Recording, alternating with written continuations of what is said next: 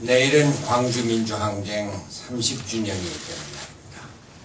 이 땅의 민주화를 위해서 피 흘리고 쓰러져간 민주혁명들의 넋을 기리면서 30주년, 광주민주항쟁 30주년의 뜻을 새겨봅니다. 5.18 민주항쟁이 추구한 이상은 분명합니다. 바로 국민이 주인이 되는 세상입니다. 그러나 이명박 정부 안에서는 국민은 무시당하고 짓눌리고 야단맞는 존재입니다. 국민의 70%가 반대하는 4대강 사업을 무참하게 밀어붙이고 있습니다. 국민 스스로 생명권을 지키겠다고 촛불을 든 시민들에게 대통령이 반성하라고 윽박지르고 있습니다. 지금 대한민국은 부자와 서민, 수도권과 지방, 진보와 보수, 동과 서, 남과 북 모든 것이 갈려 끝없이 싸움을 멈추지 않고 있습니다. 이명박 정부는 지금 나라를 갈기갈기 찢어놓고 있습니다. 이번 선거에서 우리는 이명박 정부가 국민을 분열시킨 책임을 엄중히 물어야 합니다. 5.18 정신을 계승해서 세계에서 가장 모범적인 민주주의와 경제발전을 이룩한 자랑스러운 대한민국 국민의 자존심을 이명박 정부는 무참히 짓밟고 있습니다. 이번 지방선거에서 우리는 이명박 정부가 국민이 나라의 주인임을 분명히 깨닫게 하고 국민의 자존심을 회복하도록 해야 합니다. 이것이 5.18 30주년을 맞이하는 우리의 자세와 각오입니다. 이를 위해서 우리는 이번 지방선거에서 사직생의 각오로 나서야 합니다. 야권 단일화의 열풍이 선거의 분위기를 다소 호전시키고 있는 것은 사실입니다. 그러나 우리는 아직 승리를 점치고 승리를 장담하기에는 갈 길이 멉니다. 더욱 낮은 자세로 국민에게 다가가고 엎드려서 호소해야 할 것입니다. 국민을 진정 주인으로 섬기는 자세, 서민 생활 향상을 위한 능력을 보여주어야 합니다. 차별 없이 함께 가는 사회의 비전을 보여주어야 할 것입니다.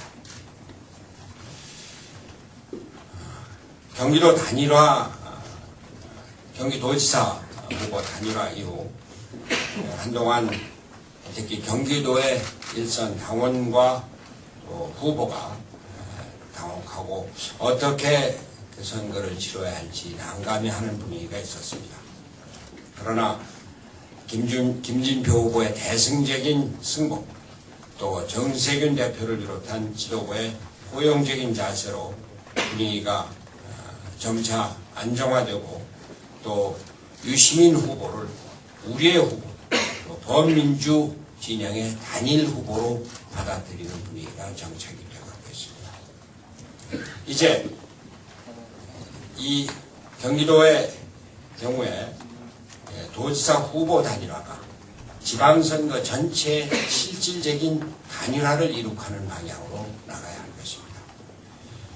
무엇보다도 31개 시군에서 전 지역에서 단일화를 통해서 승리를 도모해야 할 것입니다.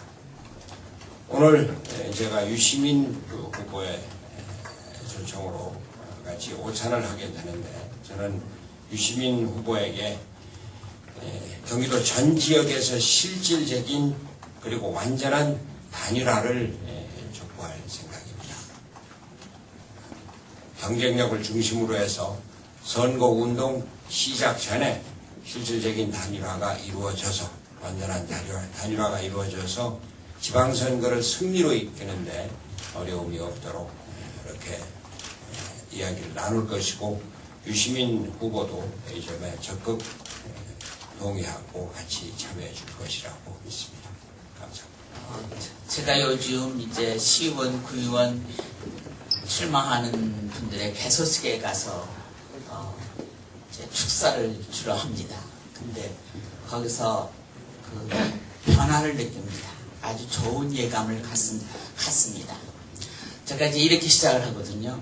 6월 2일 선거는 화끈하게 2번 찍어서 뜨겁게 승리하는 선거다. 이렇게 제가 얘기를 시작을 합니다.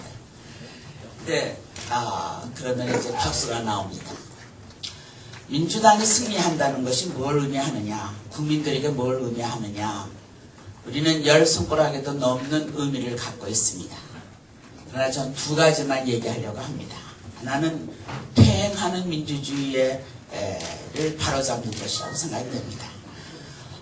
선대위원장께서 방금 말씀하셨지만은 우린 지금 5월에 있고 5.18 민주화 투쟁의 30주년을 맞게 되는 시점에 있습니다. 오늘의 민주주의는 30년 전 5월에 흘린 피가 그게 토양이 돼서 오늘의 민주주의가 있습니다. 근데 그 민주주의가 퇴행한다는 것은 역사의 죄를 짓는 것입니다. 근데 제가 이 얘기를 이렇게 하면은 전에는 거기 오신 그 당원들 뭐 이런 분들이 경제 얘기에 더 귀를 솔깃하게 했는데요. 이 민주주의 퇴행 문제에 대해서 상당히 예민해 있다는 것을 발견했습니다. 두 번째는 아쿠아일로에는 남북관계를 우리가 바로잡아야 한다는 사실입니다. 5월 20일이 6.2 지방선거운동 시작일입니다. 그런데 신문에 보니까는 정부가 천안함 조사 중간 발표를 할 예정이라고 합니다. 우리말에 자라보고 놀란 것은 소뚜껑 보고 놀란다고요. 이게 왜 선거 시작하는 날 이런 것이 있을까? 물론 안보의 여야가 없고 천안함 사건 진실 규명이 선거 국면이라고 해서 뭐 특별한 고려가 있을 건 없습니다만은 그래도 우리는 좀 예민하게 생각합니다. 천안함 사건은 객관적으로 과학적으로 일정 의혹도 없이 규명되어야 하지만은 그것을 정치적으로 또는 선거 국면에 활용해서는 안 될 것입니다. 그러나 이 점에 대해서도 저는 우리 국민의 현명한 분별력과 판단을 믿고 있습니다. 민주정부의 포용 정책에도 불구하고 지난 10년간 북한의 태도를 보면은 정말 못마땅하고 한심하고 야단치고 싶습니다. 그래서 우리 국민들이 민주정부 포용정책 10년에 대해서 100% 동의하지 않는 분들도 계십니다. 그러나 우리는 확실히 기억할 것은 포용정책을 통해서 북한의 금강산을 우리가 열었었고 해성에 공단을 조성해서 남북화해 협력의 기반을 굳혀나갔습니다. 그런데 이명박 정권 2년 동안에 북한 버릇 고친다는 잘못된 생각 때문에 금강산 자산은 몰수되고 해성공단은 언제 중단될지 모르는 그런 상황에 놓여 있습니다. 이명박 대통령께서 자녀가 있으시지만은 아마 그 영부인께서 키우셨겠죠. 자녀를 키워본 사람은 그 자녀에게 이는 이로, 눈은 눈으로 이런 교육은 못한다는 것을 잘 압니다. 그 아이의 상황 봐가면서 야단을 쳐야지 그렇지 않으면 그 아이는 더 빗나가서 가출해버리고 멀리 떨어져 버립니다. 정부는 북한의 특성과 우리의 안보 국제적 정치 상황을 고려해서 북한을 안정적으로 효과적으로 미래적 지향적으로 상대할 수 있는 그런 정책을 더 심도 있게 검토해야 된다고 생각을 합니다. 우리 국민은 남북 간의 이에는 이, 눈에는 눈 수준을 벗어난 그런 원대한 정책이나 정치를 기대하고 있다는 것을 말씀드리는 바입니다. 감사합니다.